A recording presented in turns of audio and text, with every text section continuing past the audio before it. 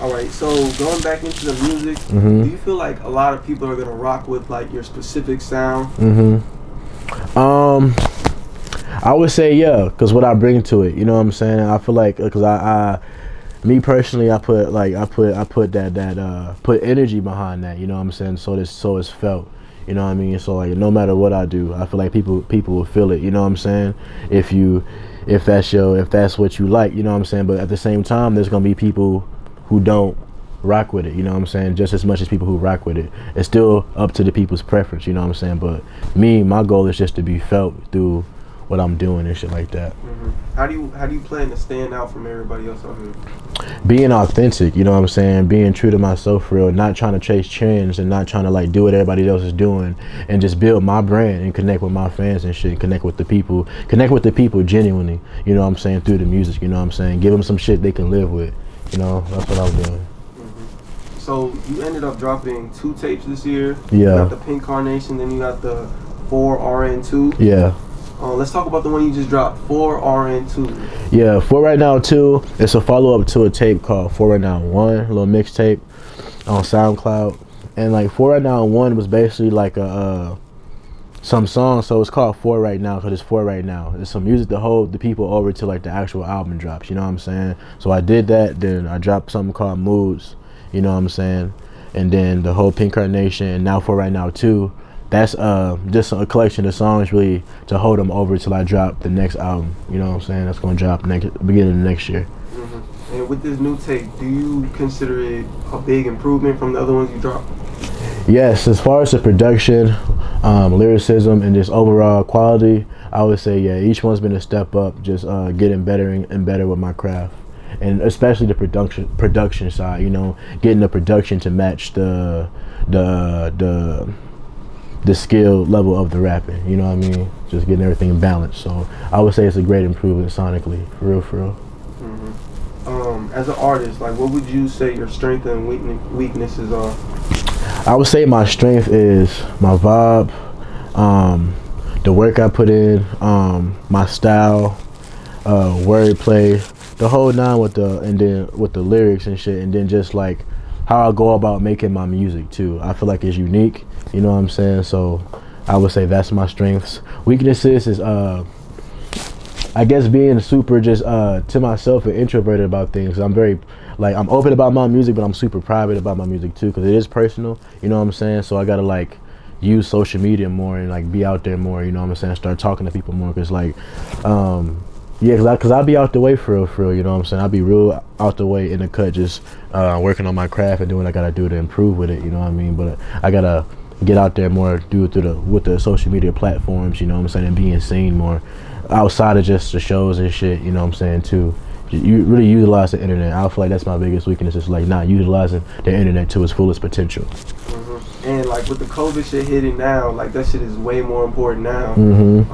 The fact that you can't do shows and shit anymore, do you see like a difference in your career?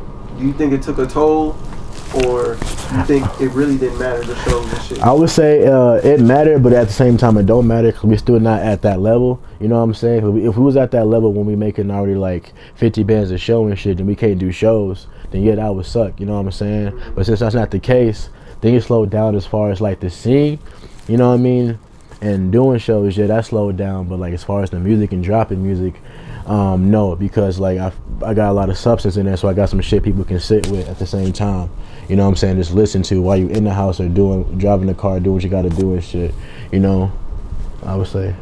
Have you ever put out some shit you didn't like, but somebody else said, oh yeah, that shit was hard, go ahead?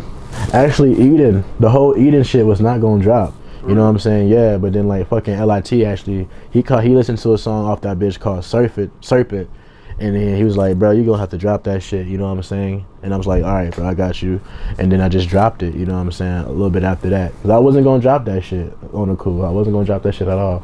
But I'm happy I did though, because people, it's doubling back. Like people like are like reaching back to that shit. Cause I was surprised when you asked about it, you know what I'm saying? And then like people are going back to listen to that shit after dropping like Moods and dropping Pink Carnation. People went back to go listen to Eden and prior shit, so that's like, I do feel good about that, you know what I'm saying. People actually like that shit, you know what I'm saying.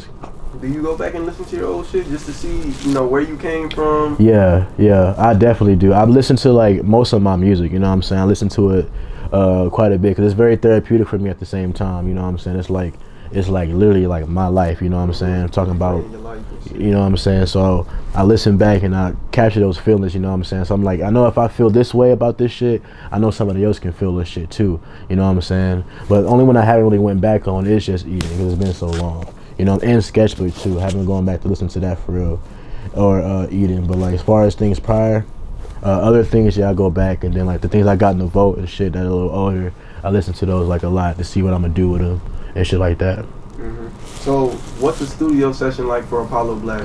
What's some things you need to set the vibe and have a successful studio session? Really, I would say just having a good vibe, like, you know what I'm saying? I like smoking weed while like doing music, but it's not needed, you feel me? It's like I made a lot of music off of sober mind. I made a lot of music off of not so sober mind, you know what I'm saying? I just gotta like, I do like being alone, you know what I'm saying? But I do like being with people too, you know what I'm saying? So all I really need is like just the music, you know what I'm saying? And the idea I want to put down, then like I execute, you know what I'm saying? So I'll sit down, get the MPC out, make the beat, make a few beats, and then when I feel I like, I just get to write into it, you know? Or if I'm like in album mode or something, I'll just make beats and just start writing towards that album and shit. So it's really just really whatever for me. And then like I'll be in the headphones, listen to the beats. I can be on the toilet, you know what I'm saying, walking around, just really shit like that. I just need the music. The music really inspires like the lyrics and the words and like, you know, the song. Are there any mistakes you can recall that you made in your career so far? Mistakes. Now I don't think I really made any mistakes, you know what I'm saying? Or if I made a mistake, it's not nothing I realized, you know what I mean? Well, probably the biggest mistake, probably taking Sketchbook off of SoundCloud, you know what I'm saying? Because I started selling the CD, you know what I'm saying? Then like the reason I did that because somebody told me, yeah, like, because like the internet's not gonna really get you no money for real. So like what you need to do is like go sell that shit, you know what I'm saying? And then have this the only way they can find it, you know what I mean? But like, so I had Sketchbook up. It was doing good with the numbers and shit. Then I took it down, and then people would be asking me about that shit, like, where is this on Black? Where is this? Where is that? You know what I'm saying? But other than that, I would say, nah, I feel like ever since then, everything I've been doing has been pretty on point, you know. And I'm still learning shit too at the same time, but like for the most part, I'm doing pretty good. So other than music, what do you like to do? I like to skateboard. I be out here skating, Blue Park, you know. So I go to, haven't been at Martinez for real in a while, but I like going to Rosedale and the other underground skate park. Shit, what else? I do fuck with anime too. And I'll be playing the PS4 from time to time. But for the most part, I be just working on beats though, getting better at that shit though. Yeah. What was your first show experience like? My first show experience was pretty cool. It was like it was here in San Antonio. It was with this rapper named Ice I met at school. He had a show at some club for some teen night, and he did one song, and we did a remix to it wasn't All Me. It was, I want to say All Me. I'm not sure. You know what I'm saying? But I did the show, enjoyed the night. It was pretty cool, and I would say that I remember that's my first show. Have you ever been to a show where it was literally nobody and you still performed?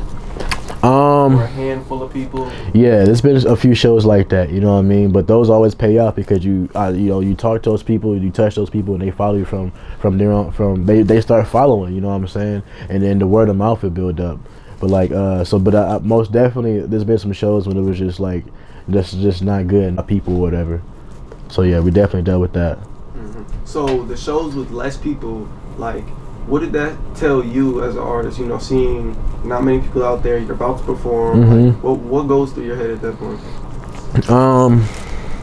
Not too much, you know what I'm saying? Because I know this is a part of it. I knew that shit's gonna happen. I know I'm not shit yet, you know what I'm saying? So I can't sit there and expect like so many people to be there for me if I'm still just getting my feet wet, you know what I'm saying? I gotta go through this shit to build up that momentum and shit, you know what I'm saying? So I didn't really think too much about it. I was like, this is a part of this shit, you know what I mean?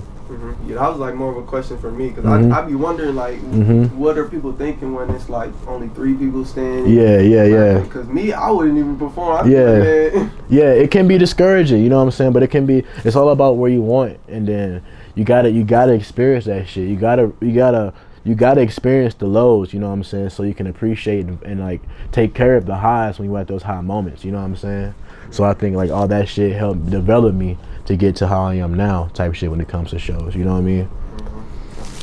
So how do you plan on finishing the rest of 2020?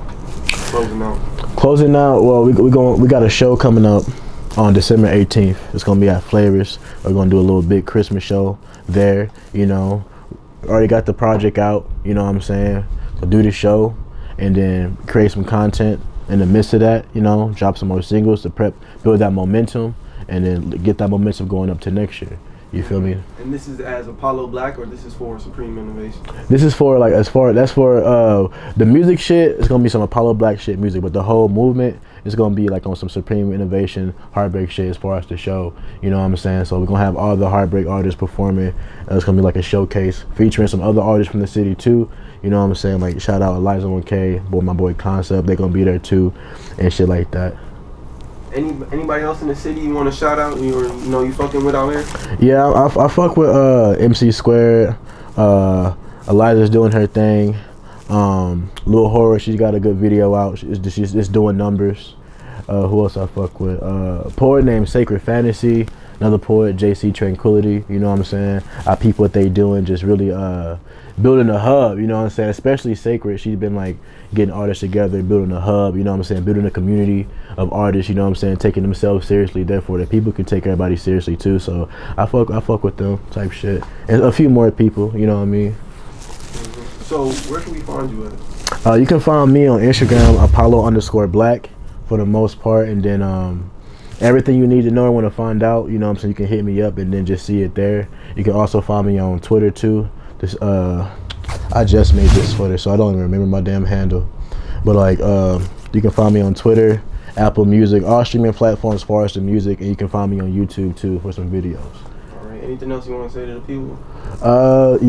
Things Thus Far, new album dropping next year, January 1st. Come out to the show if you can, December 18th, and at Flavors. And yeah, hit me up on Instagram.